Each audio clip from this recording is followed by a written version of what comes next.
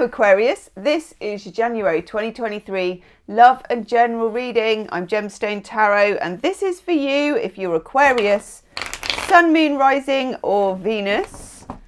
Cross watchers, you're very welcome as well. I'm going to get straight into it. I'm going to take a couple of cards for you. Oof. Okay. Literally, they just came out all on their own. So a couple of cards are going to fall out for you, which are going to tell you the energy that we're bringing into January. Okay, interesting. Let's have a looky-see at these cards.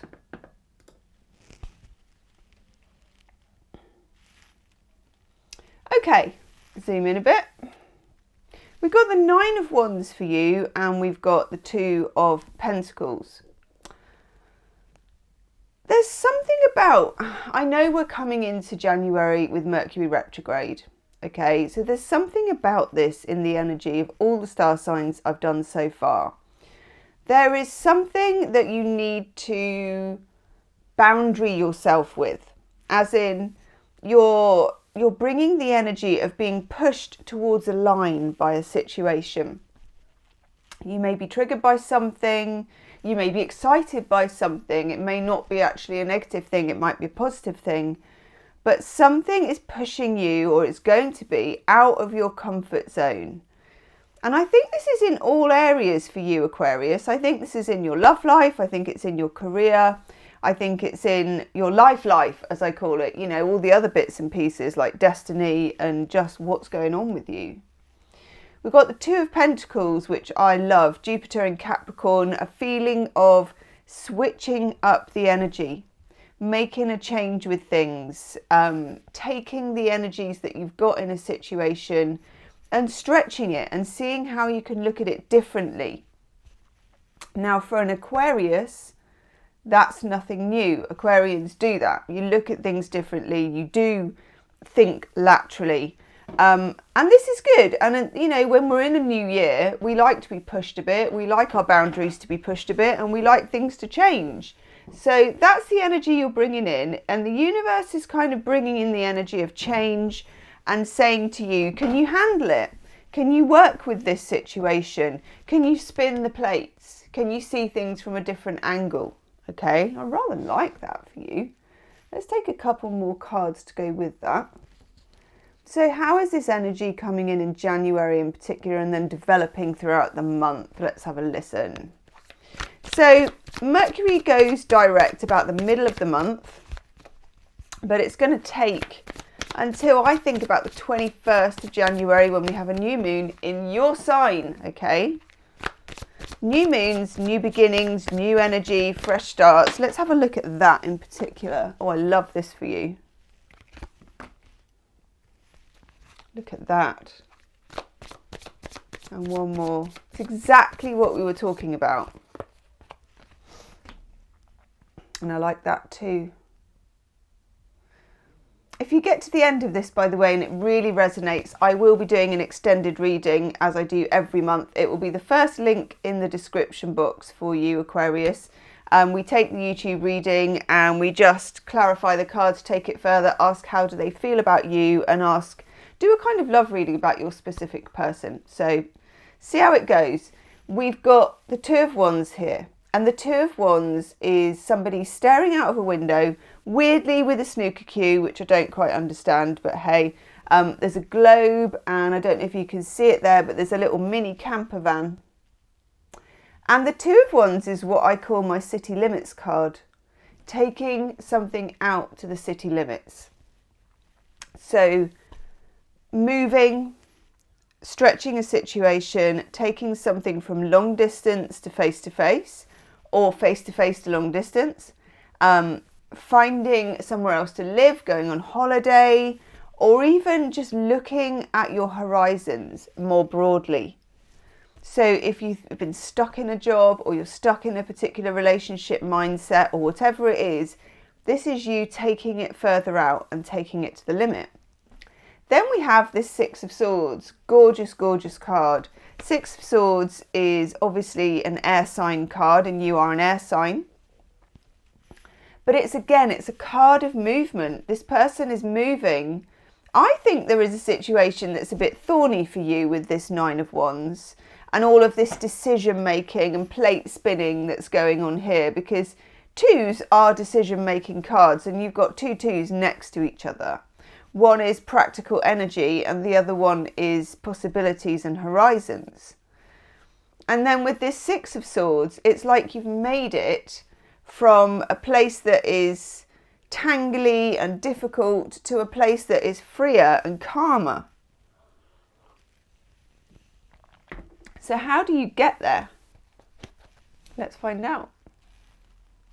How do we get there, please, for Aquarius? What are we actually involved with? What are we talking about here? Six of Swords is always a great card for an Aquarius anyway. It's an Aquarian way of escaping. Using your loaf, using your brain.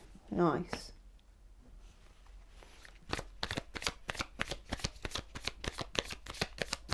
So this is a situation, we've got the Page of Pentacles on the end there. This is a situation that I think you have been patient about. You've been waiting for something. You've been wanting and watching and waiting. And you've been investing, because the Pentacle is always investment. It's earth. This card's come up for everybody. Now, when you get Temperance and you get it with the Two of Pentacles, it's major arcana, Sagittarius energy, but you are playing with these energies. And again, just like that one, it's in the infinity symbol shape. So, but it's major arcana, playing with the energies. We're talking life-changing type energies. Big ticket items, where you're going to live, who you're going to love, how you're going to do it, how you'll earn your money, how you're going to work. Nice. For some of you, there's a fire sign that you're involved with. Leo, Aries, Sagittarius, or if they're not a fire sign, they're very exuberant, extrovert, enthusiastic type people with the Knight of Wands. Could even be age-wise a little bit younger than you, or just a little bit less mature emotionally than you are. But this is a whole lot of fun. I rather like the look of this with this person. They're a bit like a breath of fresh air. This could be somebody you meet, as in you meet them as a friend, you know, they're a great friend, they come out of the blue, you just like, wow, we really hit it off. But it can also be somebody you meet as a lover. Let's have a look. A lover. Okay, Page of Swords is meeting someone online. So for some of you, this could be somebody you already met online. So you met them internet dating, or you met them somehow online.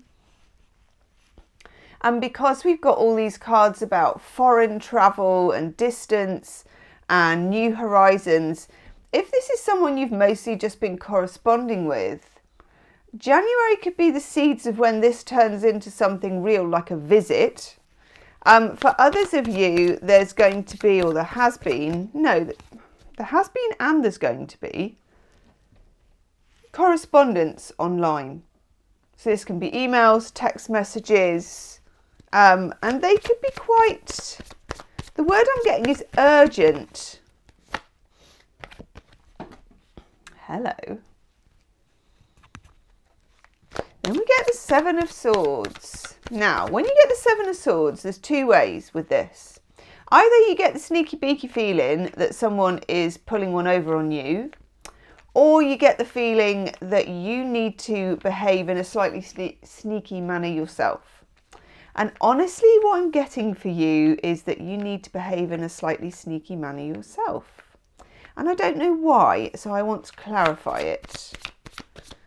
There's something you shouldn't be completely open about straight away with this card, okay? You need to play your cards close to your chest. The Chariot. So, Cancerian energy, could be a Cancerian, but also could be Cancer-Leo cusp, but also could be somebody in family or in your close friend network, or about nurturing. It's all those Cancerian sort of mothering, nurturing qualities.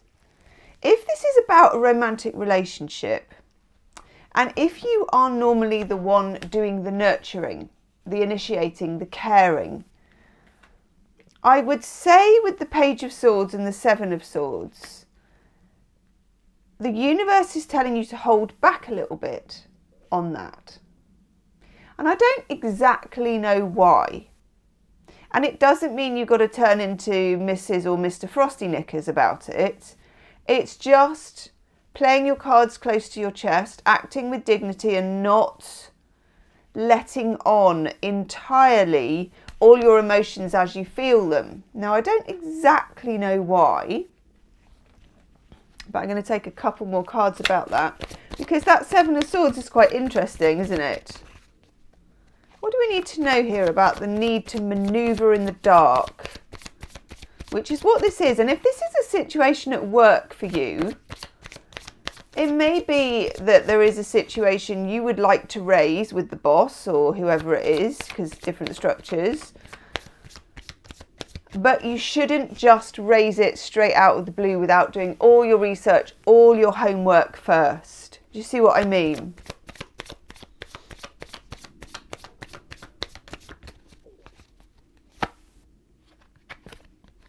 I quite like this, actually. We get the Three of Wands. This is for the Seven of Swords, so I'm just clarifying.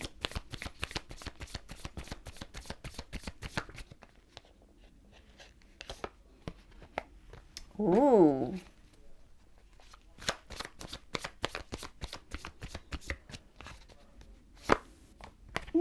Nice. Loving that, actually. All wands. A lot of fire. So some of you definitely involved with a fire sign here, or you've got fire in your chart, okay? So when I'm unpacking the Seven of Swords and this Chariot energy, we get the Three of Wands, which is a type of kind of level of enthusiasm or passion if it's a romantic relationship. You reach a certain point. It's quite exciting. It can be a level of attraction, you know, attraction towards a thing, attraction towards a hobby, attraction towards a person. Only you can know what it is. But that attraction is in a sort of early-ish stage with the Three of Wands. It can be like 3 weeks, 3 months, that kind of level of attraction. But here we reach this Ten of Wands. And the Ten of Wands is what I call a card of surrender. Now, when you have the Ten of Wands, it usually means that you've been doing too many things. If it's in a romantic relationship, you've been doing the donkey work, you've been doing the heavy work, you've been doing maybe the initiating or whatever the donkey work is in a relationship. It's different for different people, isn't it? But the universe says you're going to be called upon to surrender that role of donkey, which you're probably quite happy to surrender, because it's time with the Seven of Swords for you to switch it up a little bit with this person. Now, if this is someone you haven't met yet, this is the dating experience with somebody as compared to how you normally are on a date. So let's say on a date that you are normally quite chatty, you know, if there's a lull in conversation, you keep it going, you do the donkey work, maybe you pay for it, whatever it is, but different people have different values. This would look like standing back a bit, letting there be silences, being comfortable with that, not feeling you have to be overly polite or overly make that other person feel comfortable all the time. Actually thinking maybe you need to feel comfortable and be concerned with that instead. Letting the silences flow, letting the pregnant pauses happen, letting them squirm a little bit and fill the conversation. Do you see what I mean? That's how it would look for dating. If this is about an established relationship, whether that's a situationship or a relationship that you're having like day to day with somebody, this is again though about switching up a bit with that Seven of Swords, stepping back a bit, finding out what your patterns are, what your rescue patterns are, what your compensatory patterns are, the way that you behave with somebody. It's going to benefit you, and also the universe is going to kind of push in this direction anyway, that you come back onto your own side a bit of the fence. Do you remember we started here with the Nine of Wands? And it literally is a fence. And Robert Frost said, the great American poet, something to do with walls. I think it's about building a wall or mending a wall. It's like, are you keeping people in or are you keeping people out? And I would say you're doing a bit of both, and you're kind of, in this particular scenario, you're jumping the fence at different times of the month in order to be either the person who's initiating or the person who's receiving. Sometimes it's going to pay for you to initiate, but not all the time and not as much as you have been. And sometimes it's going to pay for you to jump the post and be the receiver. And in order to do that, the Seven of Swords comes in and you need to mix it up a bit and hang back. Because if you don't, I get the feeling, Aquarius, that you're going to be overburdened. And I feel like you already feel that way. And if this is a work situation for you, it's about doing someone else's work or someone else taking credit or you not getting the credit. And maybe you hanging back and not being as efficient and not filling those. It's all about not filling the gaps. Don't fill the gaps. It's very interesting to see what happens when you don't fill a gap. Particularly if you're a gap filler. And you will know if that's you and if you're a gap filler. Because you just do. You get an inkling. I'm just looking for a certain deck that I haven't used for anybody else. One moment, please. There it is. I'm going to use this deck for you because I feel like you need it. We're going to have Brian and Wendy Frood, Heart of the Fairy Oracle. Let's have a look at this particular scenario. Oh, that's nice for you. I don't know why I haven't thought of using this deck for the other signs, actually. Oh, hello. Oh, yes. That's what I'm looking for. We're going to talk about you, rocks. Hell of a card, that one. I really love that card. I mean, it's a heck of an annoying card, but it's just so potent. Excuse me. Right. You've got, yeah. Bottom of the deck here, this is the Fairy of Despair. And it's called the Hope. Okay, that's why it's not called the Despair, because that is the Fairy of Hope. There is some hope flying out for you, but there was a bit of despair before. There's something that you've been feeling kind of on edge about. Something or someone, or something about someone. So we have the Blessing. This is good news. I mean, you can't kind of, you know, it's like the clue's in the card, but the universe is blowing a bit of fairy dust on this situation in January. I would say, because we have a new moon in your sign, and I'm just going to check the date on that. I think it's the 21st. 21st, yes. And a weekend as well, very nice. And Uranus goes direct, and that's your ruler the next day. So this is mark this weekend in your calendar, the 21st and the 22nd of January, okay? For when blessings can occur. Miracles, blessings, whatever you want to call them, that is some juicy good stuff, okay? But in the middle, I want to pay attention to this card. This is the Rocks. I've always found this card really interesting. So the Rocks is this king. And he's a bit of, you know, like when you see the madness of King George, you know, he's a bit crazy, this king. He's a bit of a false king. And it's very important to him to consider himself to be obeyed and to be adored and to be worshipped and to be the king. Now, there are many faults and difficulties with the Rocks. Ego and just falsity and this ability to make people think that he's incapable. And this can be male or female, this energy. And for you, I'm guessing it might be female, and I don't know why. But for some of you, it could be with a man. Anyway, doesn't matter.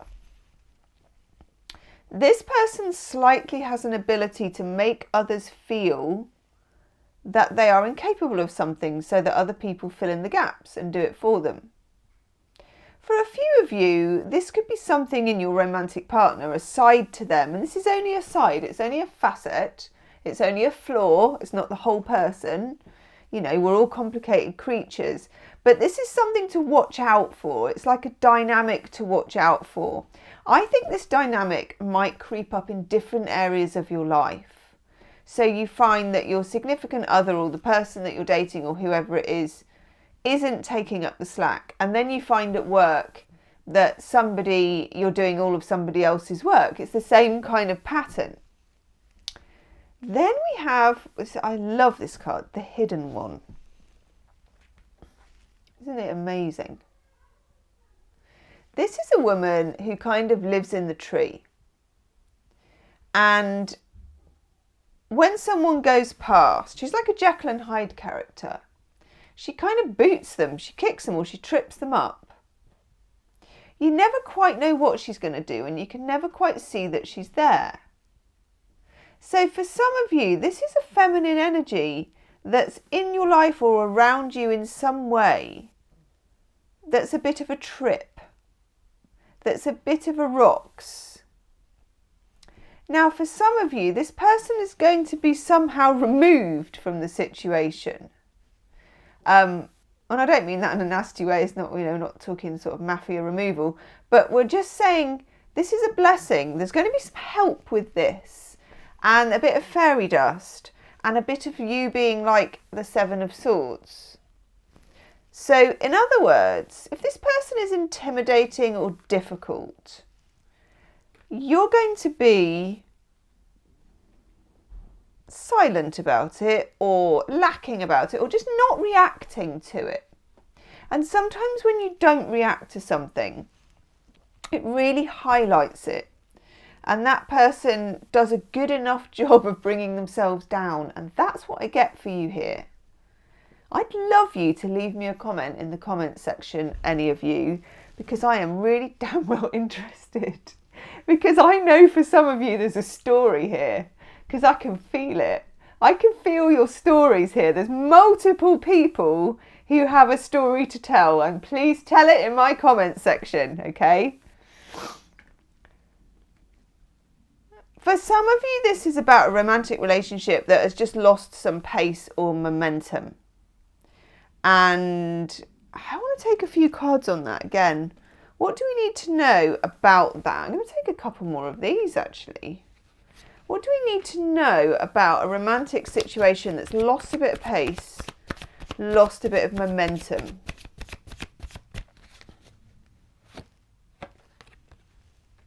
Oh, I love that. I love this deck. I always say on my daily channel, I got this deck for about £17 or £18 at a shop like up the road. And it's just so expensive now on eBay. And I'm like, Jesus, I just walked in and bought that for not very much at all. Okay, this is very, very, very nice energy. So if this is about a particularly romantic situation, we've got the Queen of Hearth and Home, and that's like the Chariot, the Cancerian card. This is someone who regards you as home.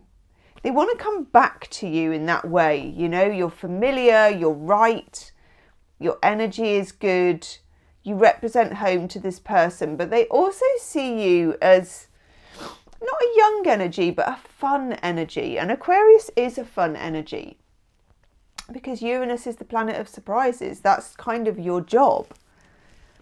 I rather like this, and I love the energy of this if you're just meeting someone this month with that Knight of Wands card, because it just looks like a whole lot of fun.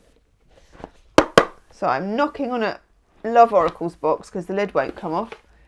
We're going to have a couple of Belinda Grace Love Oracle cards. Let's have a looky-see about this. That Queen of Hearth and Home is a real compliment to you, though. They see you as the right one, the right person. That one. Oh, yes. And that one. Okay, you get divine feminine and you get dating. How nice is that? Divine feminine has come up a lot. In the Seven of Swords, this notion that you're doing something by not doing something, that you're kind of acting within yourself, that you are expressing divine feminine energy is very strong. And I like this, and it's going to work for you, okay? And combined with dating, again, the divine feminine energy is in being in receiving mode and being the observer and not necessarily the initiator all the time. Remember, we got that fence card with the 9 of Wands. You're sort of jumping the fence one way or the other. So practice this, especially if you've been wearing yourself out, giving to a situation, putting into a situation, trying to make something happen. Because it feels like this energy could work really well for you. You need to behave with yourself at the top of the agenda. Whether that's in romantic relationships, work relationships, and by becoming almost invisible in this situation so you can let the other people in your life show their true colours. In a good way, I think, most of the time. You'll be surprised at how much they can step up. Woof! Aquarius, I'm going to go do the extended reading. I'm going to do the love story. How do they feel about you? What's going on with this person? And a little bit more on that Seven of Swords. And is there anything we need to know behind the scenes? Okay. The link is the first link in the description box. Leave me a comment if this resonates, please. And I'll see you soon. Namaste.